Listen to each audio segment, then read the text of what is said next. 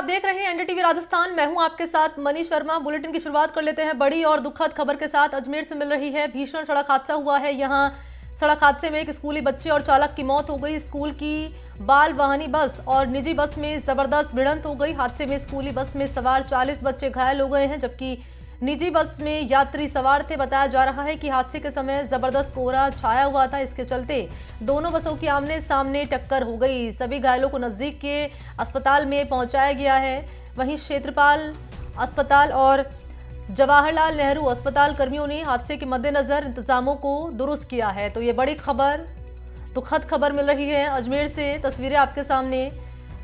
सड़क हादसा पेश आया है, 40 स्कूली बच्चे घायल हो गए हैं और आपको बताते चले कि एक बच्चे की मौत हो गई है इस हादसे में। ये बड़ी खबर। 40 बच्चे घायल हुए हैं जिनका अस्पताल में उपचार चल रहा है। तो अजमेर में भीषण सड़क हादसा पेश आया, एक स्कूली बच्चे और चालक की मौत हो गई है। और सहयोगी पवन अटारिया का रुख कर लेते हैं और जान लेते हैं कि कैसे ये हादसा पेश आया है। और इस हादसे में एक स्कूली बच्चे और एक चालक की मौत हो गई है। जो बाकी बच्चे हैं घायल हुए हैं पवन, उनको लेकर डॉक्टर्स क्या कह रहे हैं, क्या कंडीशन है उनकी?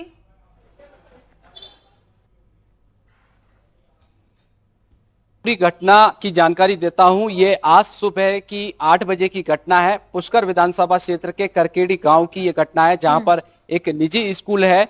स्कूल की ड्राइवर अपनी बस को लेकर अलग अलग गांवों से बच्चों को लेकर स्कूल की ओर आ रहा था, मगर आज अजमेर में घना कोहरा होने के चलते ये हादसा हुआ है। मैं आपको बता दूं, जब ये हादसा हुआ इससे पहले एक पिकअप गाड़ी का टायर फट गया था और उसकी रिपेयर उसका ड्राइवर हाईवे के साइड में कर रहा था।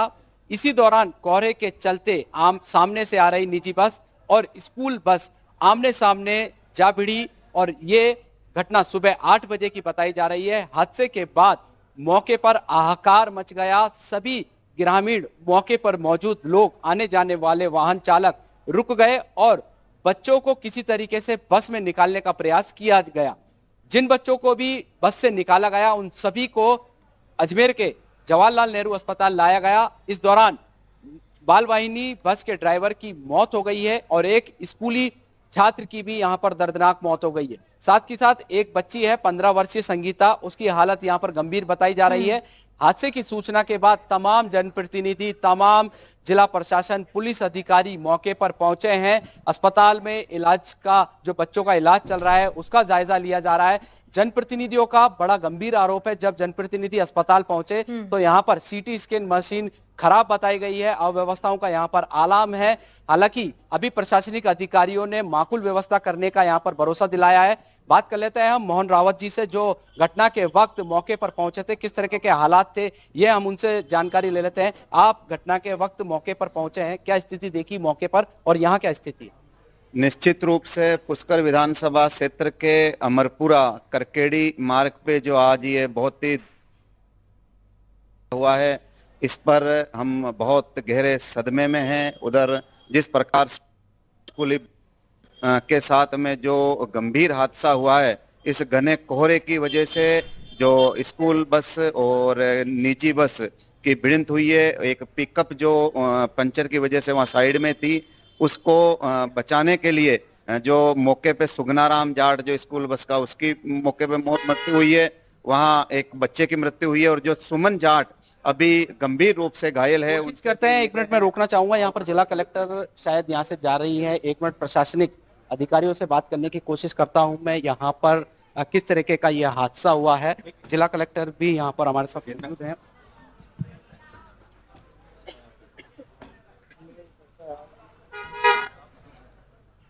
जी जी किस तरीके का हादसा हुआ था, क्या सूचना मिली आपको? आज रूपनगढ़ क्षेत्र में एक स्कूल बस और एक प्राइवेट बस की आपस में भिड़ंत हुई थी। स्कूल बस में 32 बच्चे सवार थे और प्राइवेट में कुछ सवारियां थीं। तो उनमें से कुछ बच्चे गंभीर रूप से घायल हुए थे। टोटल 4 अस्पतालों में बच्चों को एडमिट कराया गया, जिसमें अजमेर जिले के क्षेत्रपाल हॉस्पिटल और जेएलएन हॉस्पिटल हैं और नागौर जिले के परबतसर हॉस्पिटल और मारवाड़ हॉस्पिटल हैं। नागौर जिले में जो बच्चे एडमिटेड थे वो स्टेबल हैं, उनको डिस्चार्ज कर दिया गया है। जो थोड़े क्रिटिकल केसेस थे वो क्षेत्रपाल हॉस्पिटल और जेएलएन हॉस्पिटल में रेफर हुए थे। इनमें से अभी एक बच्ची जेएलएन हॉस्पिटल में क्रिटिकल है और 2 बच्चे क्षेत्रपाल में क्रिटिकल हैं। उनके अलावा सभी बच्चे स्टेबल हैं। कैजुअलिटी अभी तक एक बच्चे की हुई है और एक ड्राइवर जो बाल वाहिनी का ड्राइवर था, ये 2 कैजुअलिटीज अभी तक रिपोर्टेड हैं। प्रथम दृष्टया कारण क्या आ रहा है साहब? इसमें प्रथम दृष्टया कारण फॉग की वजह से बताया जा रहा है। बहुत ज्यादा फॉग था और दोनों ही भिड़ंत हो गई। एक पवन, एक बताया सवाल गया है मेरा पिकअप भी लीजिए। थी वहाँ जो बीच में खराब थी, पवन तो उसको सवाल ये ओवरटेक लीजिए करते क्योंकि हुए वजह जो दोनों बताई बसेस जा रही है, आपस में फॉग बताई भिड़ंत जा हुई रही है, है। तो क्योंकि आने वाले वक्त में सर्दी और बढ़ेगी तो धुंध और ज्यादा होगी, तो ऐसे में हादसे होने की संभावना ज्यादा है। तो क्या कलेक्टर की ओर से इस मामले में अब आगे कोई आदेश जारी किए जा सकते हैं स्कूलों को लेकर? एक सवाल है, आने वाले समय पे सर्दी ज्यादा होगी, फॉग ज्यादा होगी, तो स्कूल के समय है परिवर्तन या छुट्टी का बिल्कुल, हाँ, हम इस पे पूरा विचार कर रहे हैं और आज ही हम एक ऑर्डर भी इशू कर देंगे जिसमें हम स्कूल के टाइमिंग्स को आगामी जो सर्दी के दिन है उनमें चेंज करने के लिए सभी स्कूल्स को निर्देशित करेंगे। बहुत बहुत शुक्रिया अच्छा, आपका मशीन को इस बात लेकर के लिए। सवाल तो करिए, देखिए पवन, एक बार। यहाँ पर एक बड़ी खबर आई जी, जो मशीन खराब थी, आपने भी जानकारी जी? दी थी कि मशीन खराब है। जी, इन पर एक बार बात कर लेते हैं। हालांकि वो दूसरे मीडिया कर्मियों से जी। बात कर रहे हैं, उससे पहले कोशिश करेंगे अगर बात हो जाए तो उससे पहले जो मशीनरी खराब थी उस पर हम बात कर रहे थे। अशोक जी, किस तरीके की मशीनरी खराब थी? और जिस प्रकार से जो संभाग का सबसे बड़ा अस्पताल है और उसमें जो सीटी स्कैन मशीनें हैं या जो बेहतरीन जो सुविधाएं जिस प्रकार से होनी चाहिए, इस सुविधा का आलम अगर यहाँ है तो मैं उम्मीद अपन कर सकते हैं कि संभाग के सबसे बड़े अस्पताल में इमीडिएट जो इलाज मिलना चाहिए और जो सभी मशीनें सीटी स्कैन हुआ चाहे दूसरी जो व्यवस्था है वो एकदम सुचारू रूप से हो ताकि जल्द इलाज हो, बच्चों का तुरंत इलाज होना। लेकिन इस प्रकार की जो व्यवस्थाएं उससे भी हम प्रशासन से और इनसे मांग करते हैं कि आज ये इस प्रकार का हुआ तो आगामी दिनों में इसको दुरुस्त करें और किसी प्रकार कोई कमी नहीं रखे ताकि बच्चों का तुरंत इलाज हो। और ये जो धुंध के समय में भी हम समय का इंतजार करें कि भाई इनका जो समय 9 बजे या 10 बजे का आप इनको रखें ताकि दोबारा ये हादसा नहीं हो।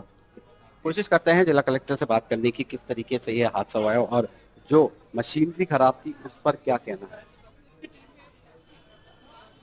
है। पवन, आप बात करिएगा तो एक सवाल मेरा ये लीजिएगा इनसे कि क्या जो है स्कूलों की तरफ से निर्देश दिए जाएंगे उन तमाम ड्राइवर्स को, क्योंकि कोहरा बढ़ रहा है, सर्दी बढ़ रही है, तो ऐसे में ड्राइवर्स को भी निर्देश दिए जाए कि स्पीड कम रखकर ड्राइविंग की जाए? नहीं, सब चल रहा है, वो काम कर रहे हैं। एमआरआई कराना है बच्ची का। अभी जो बच्ची स्टेबल नहीं है उसकी, जब वो यहाँ आई थी वो शॉक में थी, उसका बीपी बहुत लो था, तो अभी हमने उसको इंट्यूबेट करके आईवी लाइन देकर के उसका बीपी हम मेंटेन करेंगे, उसके बाद ही हम उसकी एमआरआई करेंगे। तो अभी हम रश नहीं करेंगे। डॉक्टर्स यहाँ पे बहुत अच्छे से ट्रीटमेंट दे रहे हैं और पूरी व्यवस्था अच्छी है, कोई कमी नहीं है। Thank you. हाँ, तो ये थी जिला कलेक्टर भारती दीक्षित जी, मौके पर ही पहुंच गए थे। घटना के तुरंत बाद प्रशासनिक अधिकारी बात करने आईजी की लता मनोज जी की, वो यहाँ पर पहुंच गई थी मौके पर। और यहाँ पर जो संभागीय आयुक्त है सीआर मीणा यहाँ पर पहुंच गए थे, एसपी चूनाराम जाट, तमाम पुलिस के आला अधिकारी, जनप्रतिनिधि यहाँ पर पहुंच गए थे। कुशल से हम पूछ ली है सभी बच्चों की और बताया जा रहा है जो एक बच्ची संगीता उसकी हालत खराब है उसका भी तुरंत यहाँ पर उपचार किया जा रहा है। और यहाँ पर देखिए घटना के वक्त जितने तमाम जो बच्चे घायल हुए थे उनको जेएलएन अस्पताल के साथ साथ में निजी अस्पताल में भी भर्ती कराया गया है। स्कूल प्रशासन की भी जिम्मेदारी हो जाती है इस रूप में कि ड्राइवर्स को निर्देशित किया जाए, क्योंकि कोहरा बढ़ रहा है, सर्दी बढ़ रही है, तो ये तो निश्चित तौर पर हमें पता ही है कि अगर सामने से विजिबिलिटी कम है तो हमें धीरे से चलानी है बसें। तो यहाँ पर पता चल पाए कि कितनी स्पीड थी ड्राइवर की जब वो बस चला रहा था यहाँ पर, और क्या शिक्षा विभाग आने वाले वक्त में कदम उठा सकता है? स्कूलों को निर्देश यहाँ पर दिए जाएंगे कि ड्राइवर्स जब सर्दी बढ़ रही है, कोहरा बढ़ रहा है, तो इतनी स्पीड में आपको वाहन चलाना है। जी बिल्कुल, देखिए मनीष शर्मा, ये आप बिल्कुल सही कह रहे हैं। मौसम कैसा भी हो, सर्दी, बारिश, कोहरा, मगर निजी स्कूल के जो संचालक हैं वो बच्चों को टाइम पर आने के लिए पाबंद करते हैं। तो ऐसे में जो ड्राइवर होता है उसको भी अपनी ड्यूटी निभानी होती है, मौसम कैसा भी हो। तौर पर भी इस और ध्यान देना चाहिए, पाबंद ना करना, क्योंकि हाईवे है, रोड पर कुछ भी हो सकता है। जैसा कि आज रोड पर कुछ भी हो सकता है, जैसा कि आज पिकअप गाड़ी का टायर फटा हुआ था, वो साइड में खड़ी थी और फॉग के चलते दोनों गाड़ी नहीं दिखी और आमने सामने टक्कर इतनी जबरदस्त थी कि दोनों वाहनों के परकच्चे उड़ गए।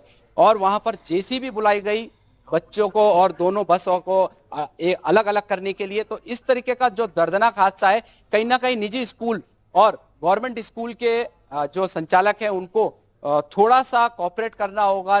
ड्राइवरों को, स्कूल पेरेंट्स, स्कूल में पढ़ने वाले बच्चों के पेरेंट्स को, क्या ठीक है जैसा भी मौसम है समय का थोड़ा ध्यान रहे। तो ऐसे में आज जल्दबाजी के चक्कर में ये प्रथम दृष्टया देखा जा रहा है, फॉग के कारण ये घटना घटी है।